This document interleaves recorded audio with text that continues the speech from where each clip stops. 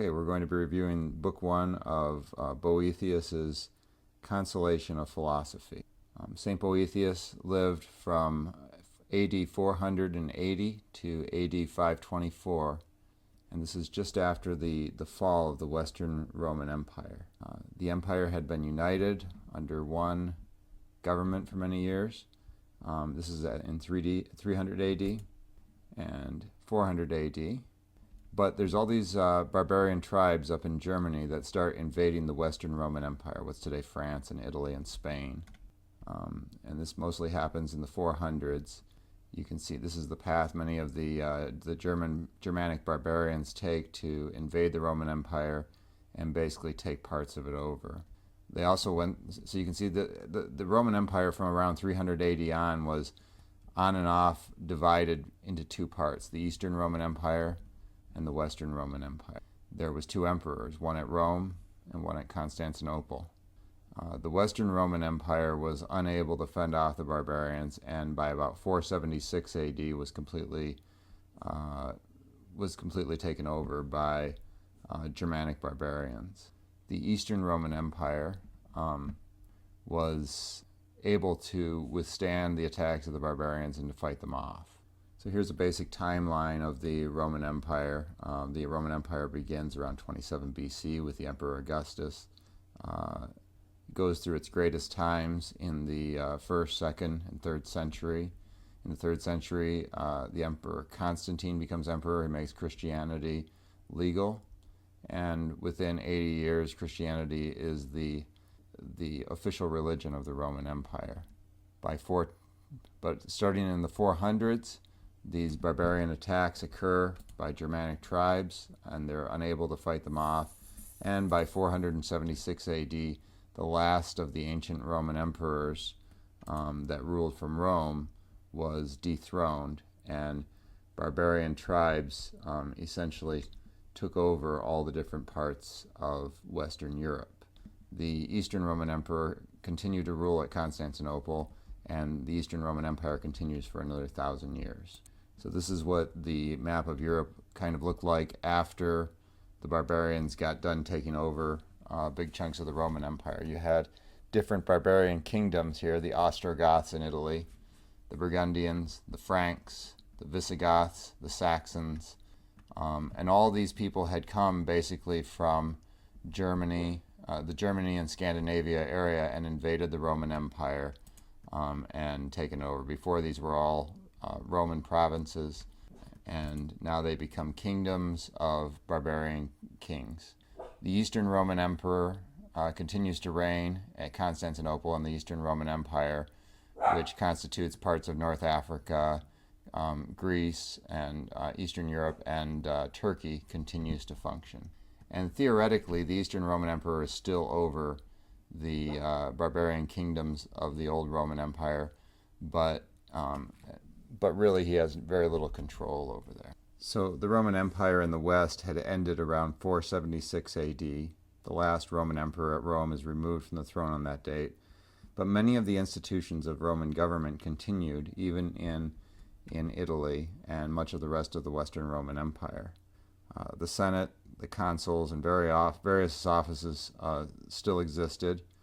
The difference is that the barbarian or German kings had taken over Italy and more or less took the place of the emperor, even though there technically still was a Roman emperor over in Constantinople in the Eastern Roman Empire. But he had very little power in Italy. He was too busy fighting off enemies closer to Constantinople and didn't have the resources to defend Rome. So the Western Roman Empire ends in 476 AD, but in the minds of the people that live in Rome and the surrounding area at that time, the empire still existed.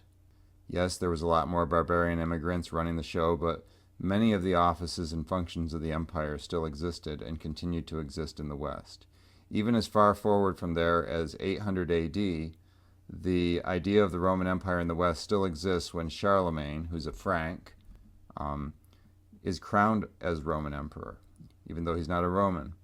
But things at Boethius's time were definitely seen as tending more towards chaos and perhaps the end of the world than they had during the time that the empire was fully functional.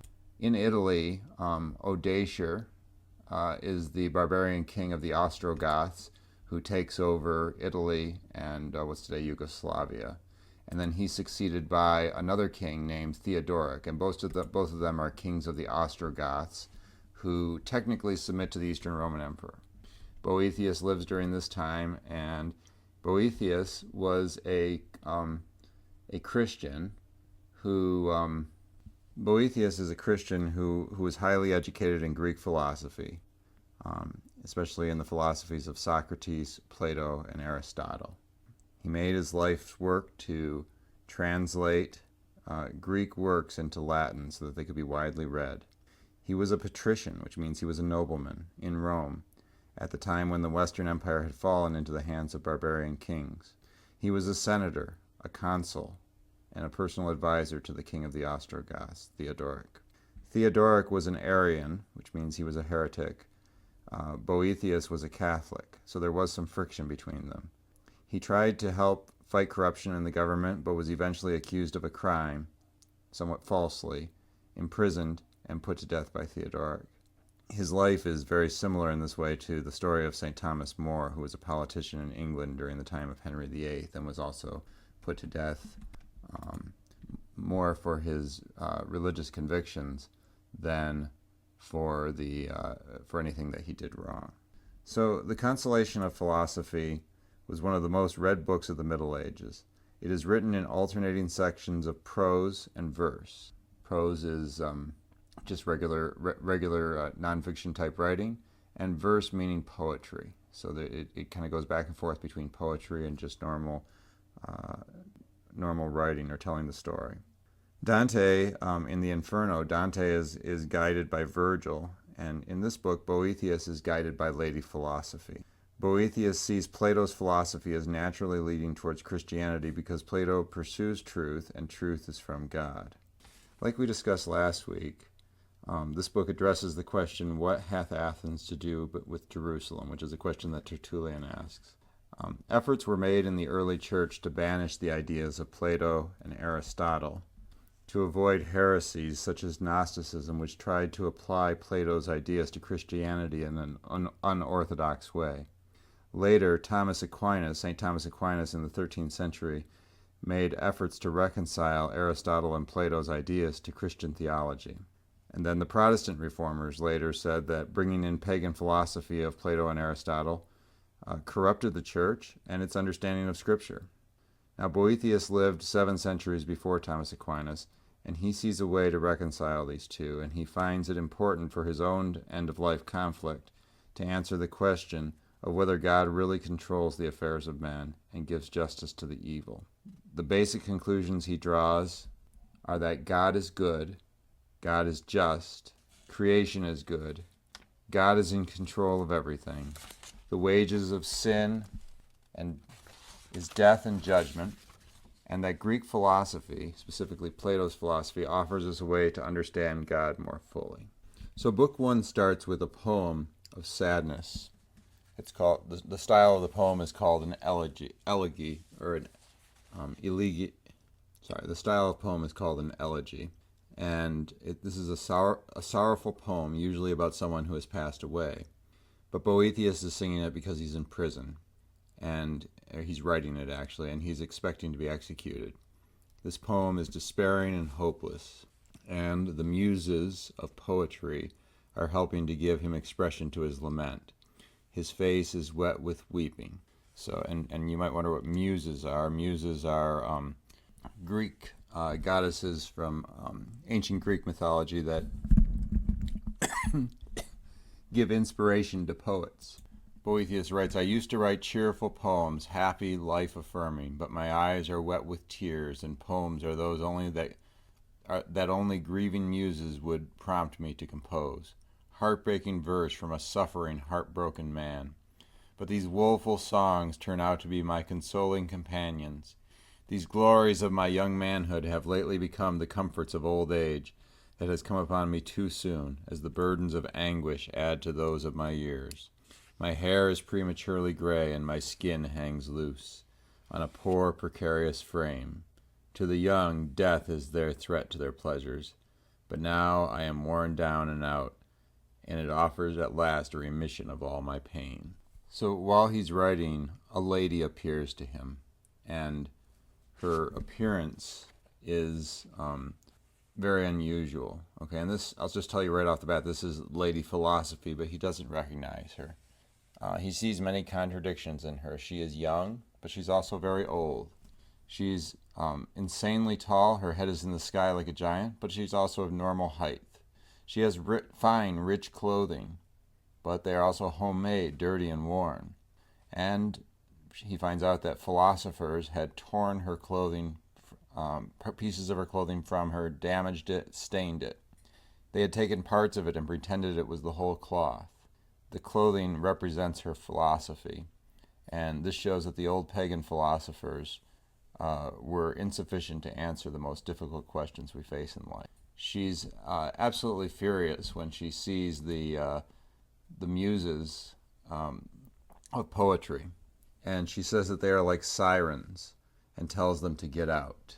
In Greek mythology, the sirens are female spirits who try to tempt and attract sailors to go off their course and join them, after which they become basically imprisoned to them. Odysseus meets sirens in his journeys. So, like the Muses' songs, much of contemporary music echoes the same spirit Boethius has there. It's full of despair, hopelessness, dark topics, and dragging and keeping the soul down rather than lifting it up. Chapter 2 starts with a poem that Lady Philosophy recites, talking about Boethius and about how he drowns in the depths. He used to gaze at the sun and study the constellations of the cold and new moon. He who has seen into nature's secrets now lies prostrate, his mind bowed down by heavy chains that hang from his neck, with eyes cast down. Thus he can see nothing but dull brown earth before him. And there's a little bit of a reference in there to Plato's cave. He used to gaze at the sun and study the constellations of the gold moon, but now he's just looking at the ground. And so it's like he's back in the cave, and he's forgotten about the things that are real in life, and is just concerned about the shadows of this world. And so Lady Philosophy says, "Are you the same person who was nourished on my rich milk and fed on my diet as you were growing up? Did I not prepare you with such weapons as you could now use in your difficulties if you had not chosen to discard them? Do you even recognize me? Answer me." But after looking at him for a while, she says, "He is in no real danger. He merely suffers from a lethargy, a sickness that is common among the depressed. He has forgotten who he really is, but he will recover, for he used to know me, and all I have to do is clear the mists that becloud his vision."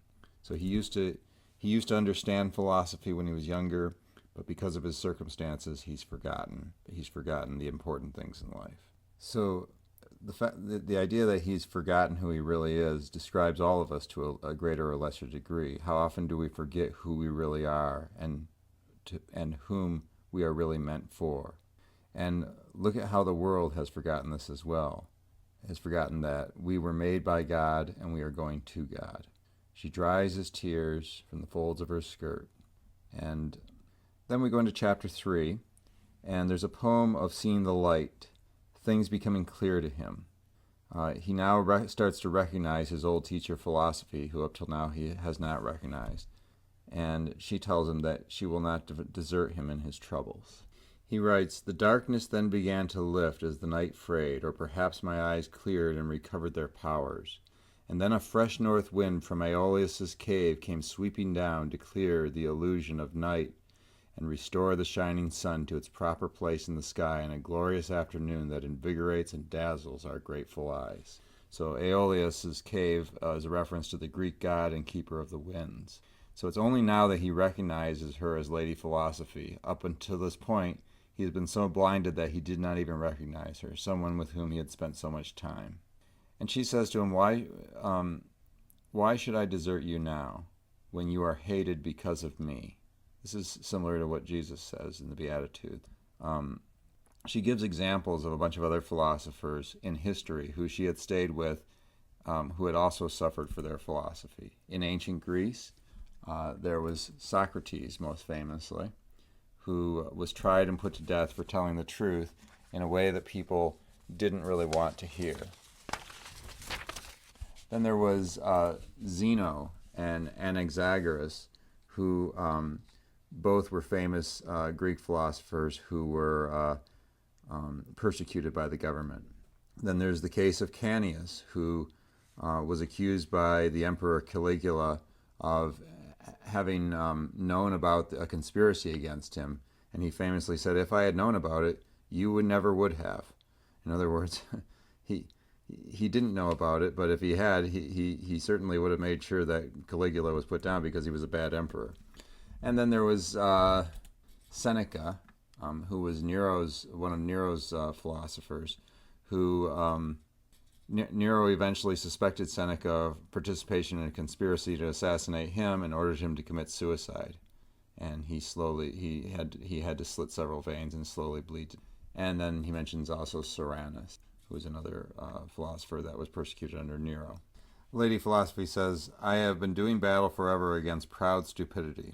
In Plato's own time, was I not with his teacher Socrates, who was put to death unjustly, a death that turned out to be in the end to be a martyr's triumph?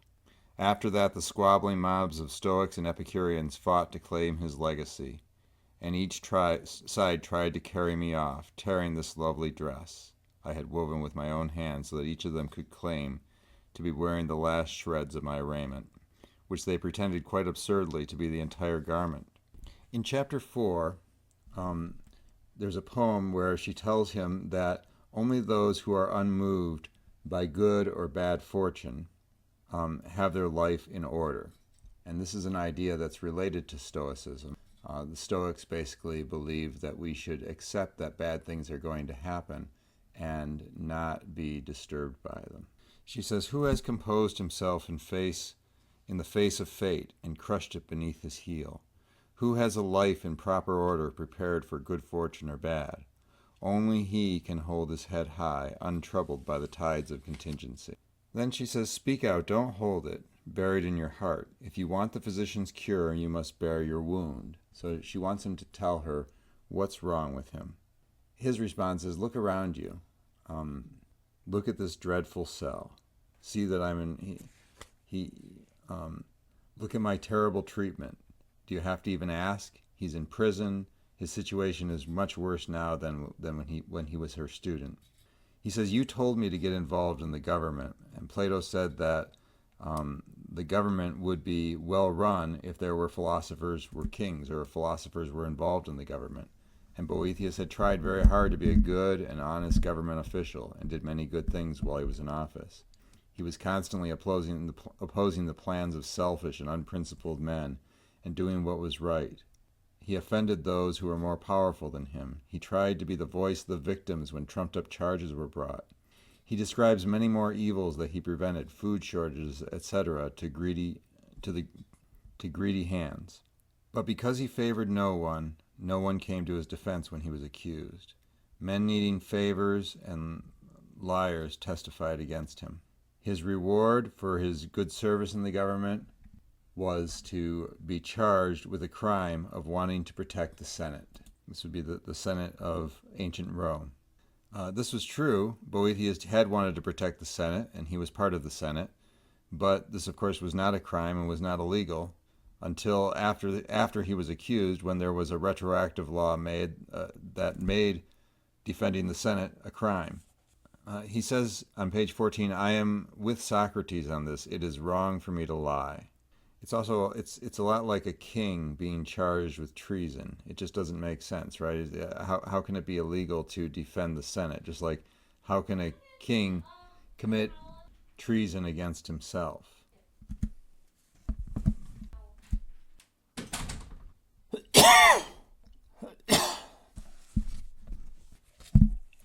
I'll read you a little bit of his writing about this. And do you know what the charge was against me? That I wanted to protect the Senate.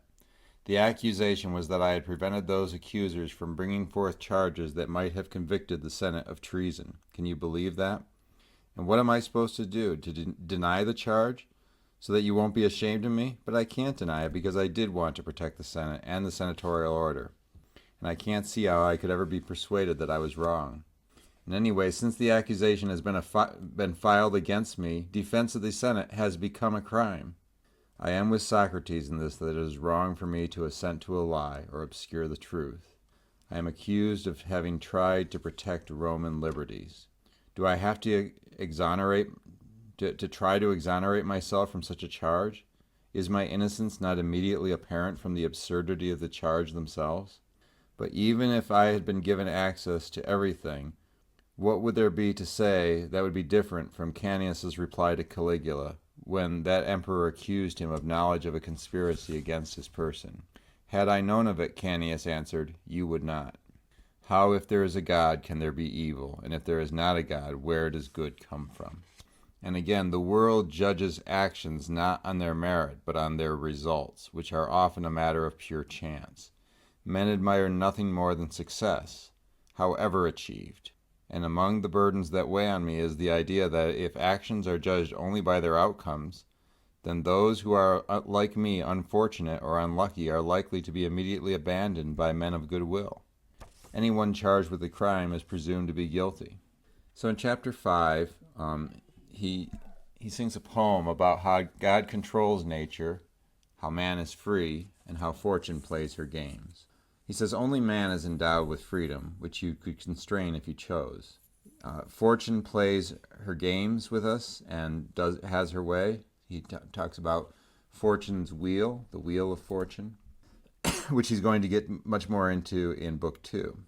The innocent often suffer, and villains often thrive. He begs the Lord to look down, and assumes the Lord's not paying attention, I guess, and correct all these problems. He assumes that he has the power to do it, but he doesn't care to do it. Evil in the world is a stumbling block for many people in their faith. Are the affairs of men outside of God's control? Here's a little bit from that poem. Star maker, master of the spheres, at whose command the heavens spin and constellations dance, that you on your steady throne have choreographed.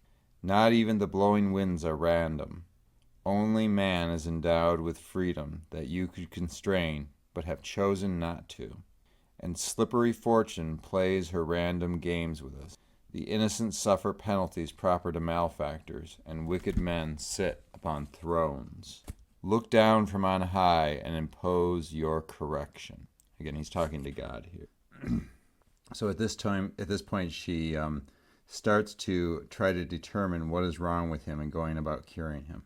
She asks him questions, trying to determine what the errors are in his thinking, to help him make him see where he is and where he should go. So she asks some questions. He answers that the origin of all things is God, and what is their purpose and their end? This he can't remember. So he knows that things come from God, but he doesn't know what they're made for or where they're going to. What is a man? He says that a man is a mortal, it will die, a mortal, rational animal, nothing more. But there is more. Men have immortal souls. He doesn't seem to remember this. That will be judged by God. There is more than just this mortal life, and not knowing this, it seems that wicked men have power and luck. So here is where she realizes what the problem is, because he doesn't know the goal of all things. He knows we come from God. He knows we're created by God, but he doesn't realize, he's forgotten in his depression that God is where we're going also. In the end, we go to God. We have the final judgment, and there's heaven and there's hell. And so this mortal life is just a passing part of the bigger picture. It's not the whole thing. And so even if he is condemned in this trial unjustly and put to death by the king of the Ostrogoths, it's not the end for him. And God will judge him justly, and he will receive his reward in the end. And those who have done him wrong will receive their punishment. So he can name the source of where we come from, but he doesn't know the goal. And without knowing where you're going, how do you measure success? If you think that fame and power are the goal, no wonder that you are miserable when fortune's wheel rolls along. This alone is enough to cause death, she says. But if you know that you are intended for God, then that is the right order, and you'll understand things better. Then this can cause illness of the mind and death of the spirit if we misunderstand this. But now she knows how to treat him, and she reassures him that there's hope. I'll read you a little bit directly from the book. She says, "Your banishment is not merely geographical, is it? You have been banished from yourself, and one could even say that you are therefore the instrument of your own torments, for no one else could have done this to you. You seem to have forgotten what your native country is. There is one rule, the one king," talking about God, "and he is a friend to his subjects and never sends them into exile." So the reason she's talking about exile here is that Boethius has been sent away from Rome to a city 500 miles away, where he's going to be basically secretly tried and condemned without having the people that know him and love him be close by. But she's saying it's not just that you've been sent far away from Rome, you've also been exiled from your own self because you've forgotten the most important things in life. You've forgotten that this life is not the end, we're on a journey towards God. And so even if you die, you will live ultimately with God, which is better than to live in this life and even to live well in this life and then die and be condemned eternally. The basic law of your country is that any man who has chosen to live there cannot be banished from within its strong walls and deep moat. He's talking here about the kingdom of God, the church, and heaven. "And you have shown your anger at the workings of fortune, and how rewards and punishments seem to have little to do with what people deserve." So this is his complaint, right? He looks at the world and he sees that people that are doing bad things get rewarded, and people that are trying to do the right thing are getting punished, and in his case, are going to be put to death. But she says, "To tell you the truth, you are confused. You are not yet ready for strong medicine." So she doesn't want to go straight to the point, but she wants to kind of beat around the bush a little bit to give him a little bit at a time, to give him weaker medicine that he can accept and slowly get him back to thinking in the right way. In chapter 6, she says, "God has marked out the year's order and does not allow for change or appeal. Whoever defies the laws of nature must come to ruin and rue his folly." So she's reaffirming here that God is in control of the universe, and people might fight against the laws of nature, they might fight against God's laws, but in the end, there will be a punishment for it. She says that your poem was about that there's an order in nature, but not apparently in the affairs of men, which alone seem to be outside of God's control. You say that you believe that God governs the world, but how do you suppose he does this? So he believes that God governs the world, and yet it seems like that with the affairs of men, a lot of times evil people are getting away with doing evil things, and good people are punished. This is when she gets into the questioning him. What is a man? Man is a mortal, rational animal, is what he says. But are you not something more, she says. And what would that something more be? It would be that men have immortal souls that will be judged by God, and that there's more than just this life. Our soul lives on. We go to the final judgment, and we go to heaven or hell. But, she says, are you not something more? And he says, no, I don't think so. And she says, I see. I understand what the cause of your sickness is. You have forgotten what you are. If you cannot remember the goal of all things, where you're heading, then you suppose that wicked men have power and luck. In other words, if there is no final judgment, if there's nothing beyond this life, then it makes sense that people should just commit evil and get as much as they can out of this life and not worry about the results, because there won't be any consequence. But that's what he's forgotten, is that these evil people that are succeeding and that are basically causing him to be put to death unjustly are going to receive plenty of punishment for what they're doing, and he's going to receive plenty of reward.